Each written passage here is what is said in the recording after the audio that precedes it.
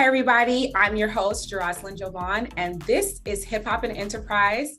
Today, we have an all-around entrepreneur, businesswoman, reality television star, and boss mom, Cheyenne Floyd. Hi, thanks for having me. Yes, I'm so excited to have you here because you've been on reality television for some time now, but you really represent a strong, fierce boss mentality when it comes to being a woman, a mother, a Black woman in television. And you've kind of gone through the ringer from other sides, especially like last year. But I think a lot of times it overshadows all the amazing work that you do, even philanthropy work that you do. Yeah, it's been a journey. It's been a long journey, but it's definitely worth it. I love being a mom, number one. And that has opened so many other doors, just being a mother, being a Black mother, like you said, being on TV. It's interesting. It has its highs, it has its lows. I have good days. I have days where I'm like, I'm done, I'm over it. And then I wake up, I'm like, okay, let's do it again. I love it. I love it. And you're actually a fourth generation female entrepreneur. And I want to first start, tell us a little bit about your introduction to entrepreneurship and what you were able to grasp and understand early on as a child, being exposed to business women. Right. So my parents, they're entrepreneurs, their parents were entrepreneurs. And I literally from my childhood remember growing up in an office thinking that I was the boss and thinking that people were supposed to listen to me. I was not, my parents were, but you couldn't tell me anything other than that. But from a very early age, I learned how to run a business, from how to pay your employees, how to even create a payroll, how to put different systems into place, and how to be successful. My grandparents instilled that into my parents instilled it to me, and now I'm doing it with my children. And it's never too early. A lot of people are like, why does Ryder have a business? She's only 4. And I'm like, Ryder told me she wanted to be the boss of nails. Now, as her mother, I'm going to make her the boss of nails. It's just, I feel like it's a part of our blood. I don't know anything other than it. And I love it. I love having the freedom of being an entrepreneur. It is an amazing feeling to have the flexibility, to have success within it, and now to be able to pass that on to my kids. Right. And speaking of which, you mentioned your daughter's nail company. She is 4. How important was that for? First of all, I think that's amazing, by the way. Thank you. And she looks so into it. Like, it's her business. You cannot tell her anything other than that. That is hers. she I mean, you can tell the enthusiasm, but she said she is so young. So how important was it for you to pass on that mindset of entrepreneurship to your daughter, despite her still being a toddler? How important was that for you to do that? I was always raised as a child where all of our wants, our imagination was always encouraged. Our dreams were always, okay, let's go figure it out. If you can't get in through the front door, you get in through the back door. You climb a window, you get a ladder. That was kind of how my parents raised my sister and I. And when Ryder told me she wanted to be the boss of nails, and those were her exact words, I'm like, my little head just started going crazy. I'm like, okay, we're going to figure this out. And then I called my mom. I'm like, am I crazy to create a whole nail polish line for Ryder? And she's like, no, this is what we do. And I asked Ryder, I'm like, is this something that you really want to do? We went to Target and I let her walk through the cosmetic line and she showed me bottles that she liked. And then I had a friend that's a designer and she came over and they sat there and designed her logo together. And she showed Ryder different options and Ryder picked what she wanted. Ryder's picked all of her colors and she names all of her colors.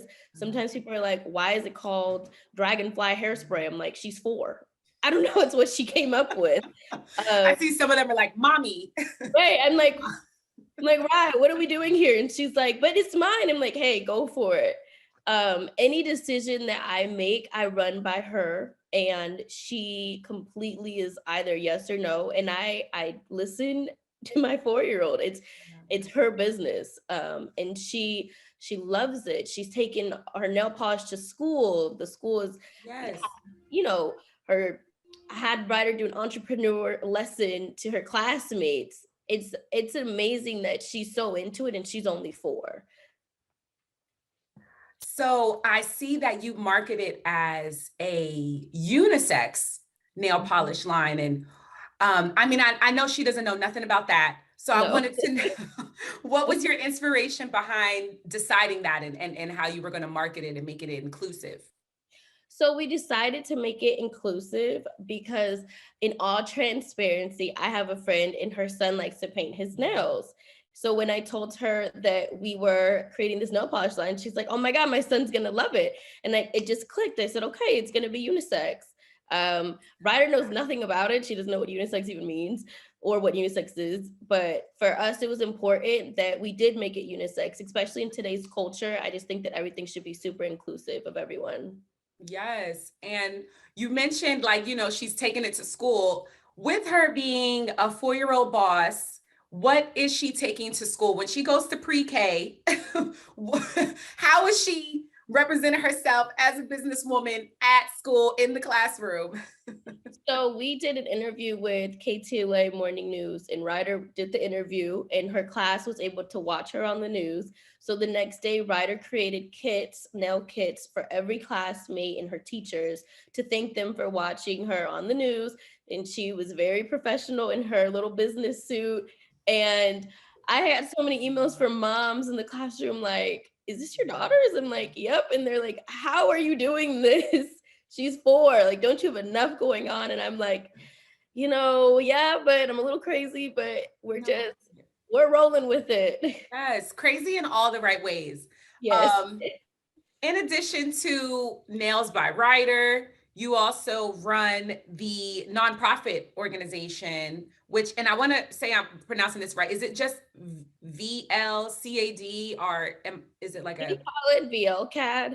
It has a technical name, which is very long chain, blah, blah, blah, blah, blah, yeah, blah, all these yeah. other fancy words that I can't say. So we just say VLCAD. That's what our doctors call it.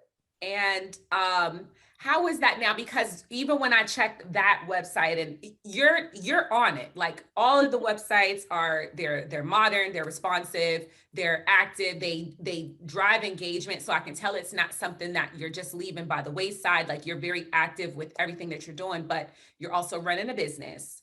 You are a television personality in a show that's coming up right now, and also a nonprofit where you're on the front lines working to raise awareness and money for VLCAD. How do you manage it all? And being a mom of 2. Um, when you say it like that, I'm like, I don't know. A lot of people ask me that and they're like, "Who's behind the scenes with you?" We're definitely a family run business. In all transparency, right? If you look over here, there's nail polish everywhere. My fiance and I just sat here and packed up nail polish boxes before the call. My grandma will come over and help me with the website and help me making sure that everything is grammatically correct. Everything is really done in home, which makes me a little bit crazier because how am I doing all this? I film year around for Teen Mom. We have a family YouTube channel. We do the nonprofit. We put energy into Ryder's business. But everything that we do, we are so passionate about and we're so genuinely in love with it.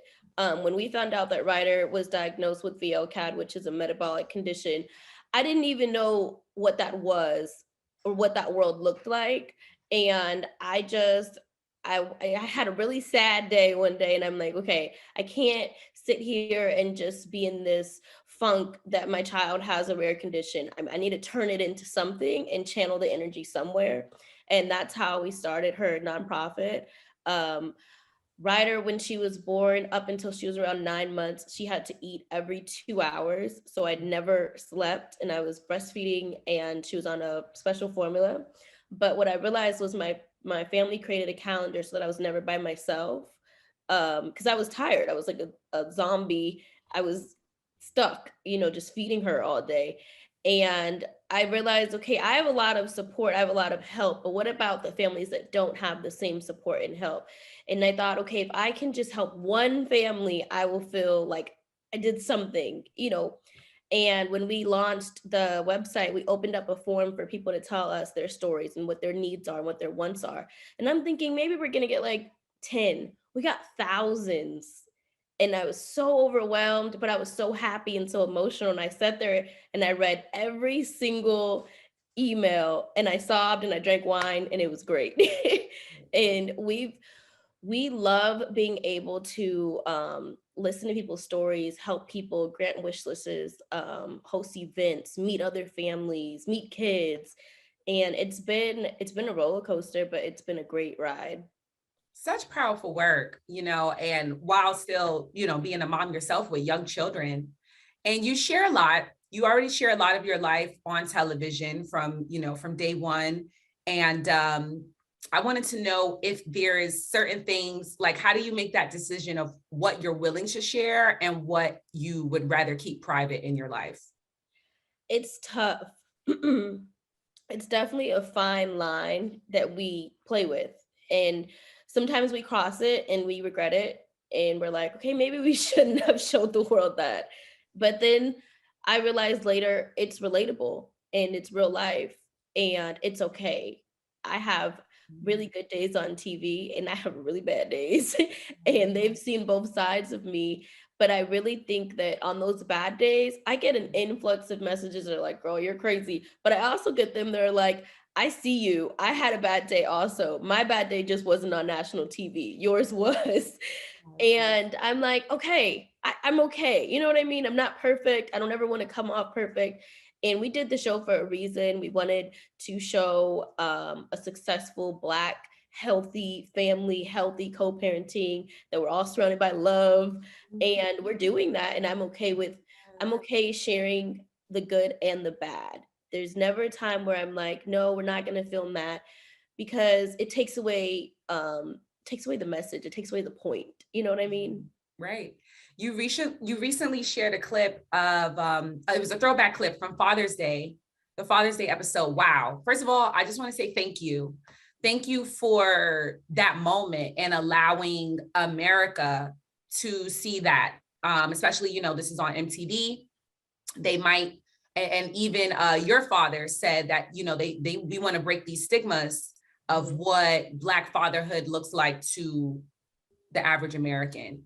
And I wanted to know how important that was for you, your family, going into it, coming out of the year that we had in 2020 with the Black Lives Matter movement and the heightened racial tension. How important was that for your family? Did you guys go into it wanting to show that, or did it kind of just happen naturally? So I was raised in a very pro-Black home.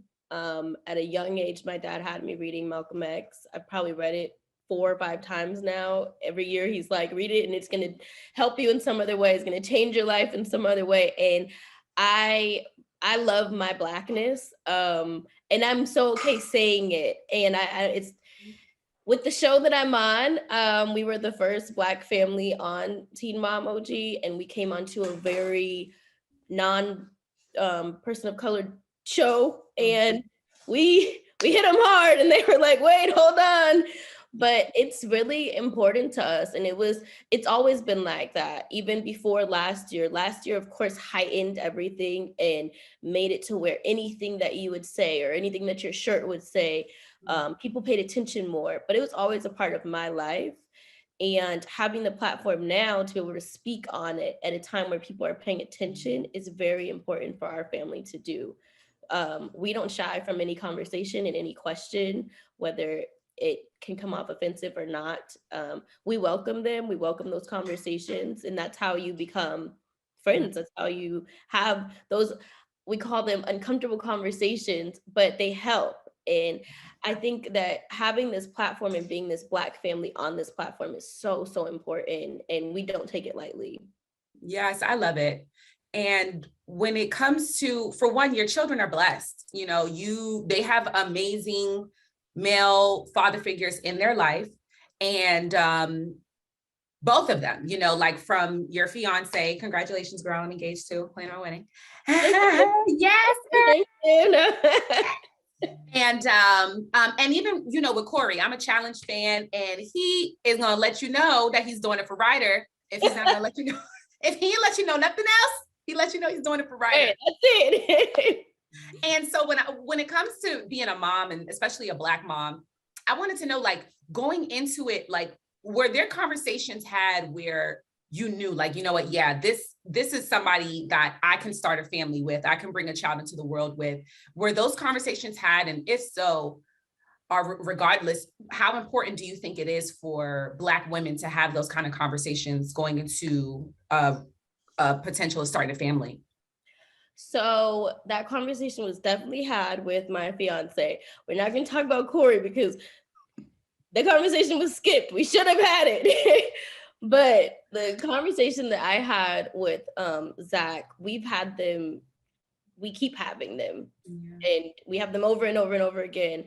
It's so important that when you decide to have children, that you communicate and that you share how you want to raise your kids. And it's the things that you don't really think about. But I would ask Zach, private or public school? I just want your opinion. Yeah. Or religious, how do you want I grew up in Sunday school, did you? And it doesn't have to be a hard conversation, but they're definitely really important conversations to have, especially bringing children into the world. And when it comes to empowerment of being a woman, or empowerment of I have a son now, and teaching him how to be a strong Black man, it's definitely important that Zach and I are on the same page as to how we want to raise our children. And our children are brown, our children are Black, and the conversations with Corey, they're developing. And because we did not have those conversations before we had Ryder, they're harder to have. Right. So I would definitely have them prior to having a child. But they get uncomfortable with Corey. I cannot lie. Yeah, no, but I mean, regardless, you guys do a great job with highlighting your blended family moments, and it just gives people inspiration because, we never know where everybody's coming from. But at the end of the day, you have a child, it's all about that child.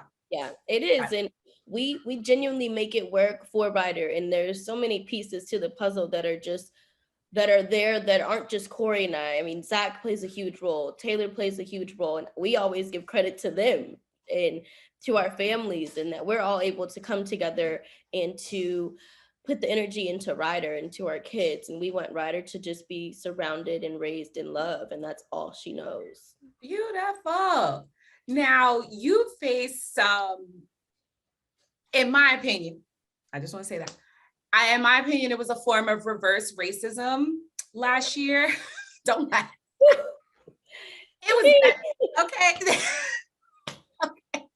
And after some of your old tweets resurfaced, when I'm looking at the tweets, I'm like, okay, I get it. But what did that show you, or just from that experience?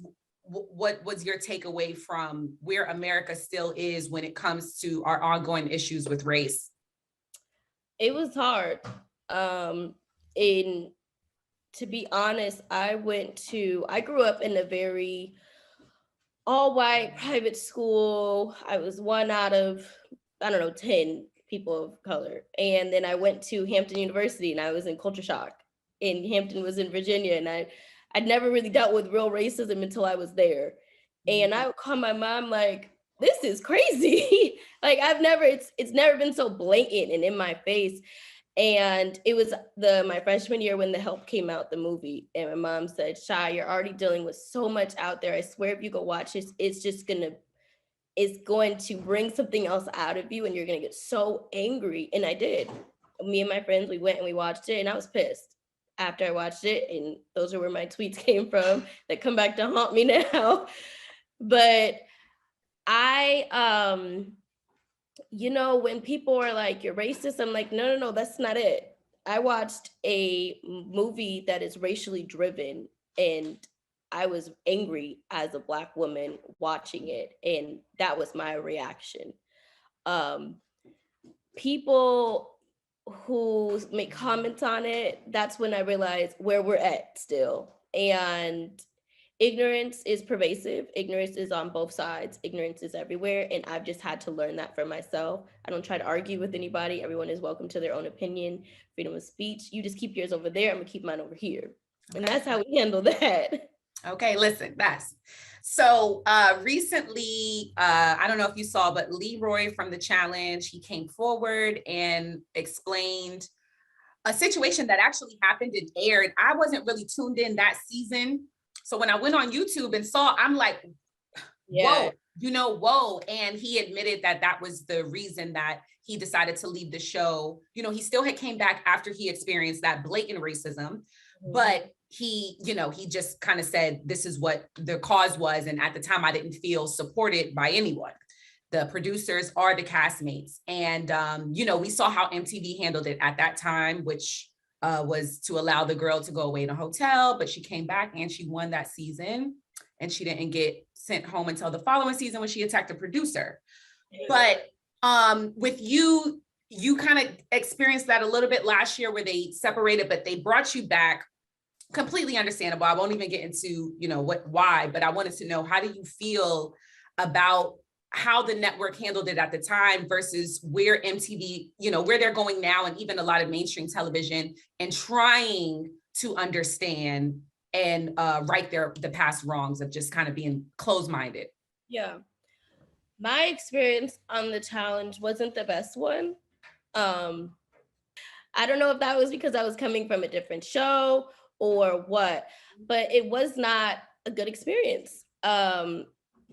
My name became Chantel instead of Cheyenne. And it was like, what are we doing here?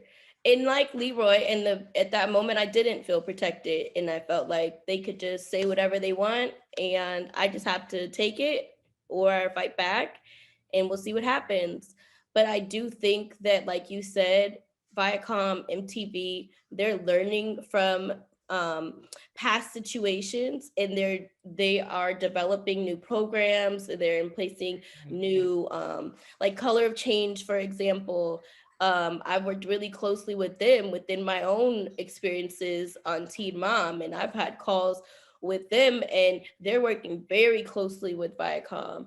And I think that it's great that they're taking the steps now in order to protect all of their talent, their employees. Do I wish it would have happened back then? Yeah, of course. But as long as we're doing the right things and placing the right people to make everybody feel protected in these shows, I think we have to say thanks. Like, Yeah. right, we gotta say thanks for it. Right. And then again, like the fact that you're still on the show, and then like what the men in your family were able to share, I think as time progresses, it will help everyone get it and get on the same page. Yeah, I hope so. Me too. So you also host the Think Loud Crew podcast with your sister and your friend. And that's fun. That's a fun dynamic, I'm sure. And I wanted to know, how do you all come together with deciding what topics you're going to cover? So in the beginning, we were like, we're going to be so organized. We're going to have topic lists. We're going to have a calendar where we're going to bring on guests. Yeah, all that went out the window. We have, between us, there's 5 kids. And you should really see us try to do these podcasts with all 5 kids running around. It's a hot mess, but we get it done somehow. Don't know how. And we come up with topics on the spot.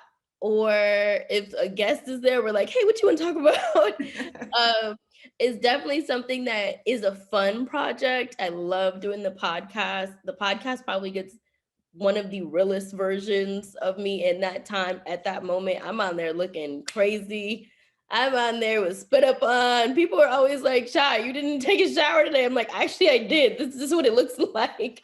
The podcast is so much fun, and I'm so happy that we decided to do it, especially with my sister and with Shannon.